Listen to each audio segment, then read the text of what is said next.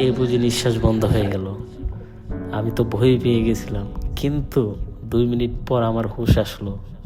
আরে, বুক ভরা সাহস নিয়ে মফস্বল শহর থেকে উঠে আসছি আমি কেন? আল্লাহর সৃষ্টি জগৎ দেখার জন্য। মাঝে মাঝে একটু পেন হয়, তারপরে যখন চোখ খোলার পর এত সুন্দর দৃশ্য দেখা যায়, তাহলে কিন্তু সব কিছুই ভুলে যাই। বিশ্বাস করবেন না, মিনিমাম 20 থেকে 25 বার মনকে সান্ত্বনা দিছি যে নামবো না নামবো না। আফটার নেমেই গেলাম স্নোকিং করার জন্য। মালদ্বীপে এসে জীবনের এক বড় অভিজ্ঞতার সম্মুখীন হলাম, যা মুখে বলে বোঝানোর মতো নয়। বিশ্বাস করেন আর নাই করেন, আল্লাহর সৃষ্টি জগৎ উপরে যেমন সুন্দর, পানির নিচে তার চেয়ে আরও বেশি সুন্দর। সেটা দেখার জন্য বুক ভরা অদম্য সাহস লাগে, যেটা সবার হয় না। আমারও প্রথমে হয়েছিল না, বাট অনেক কষ্টে নিজেকে কোনোভাবে ম্যানেজ করলাম।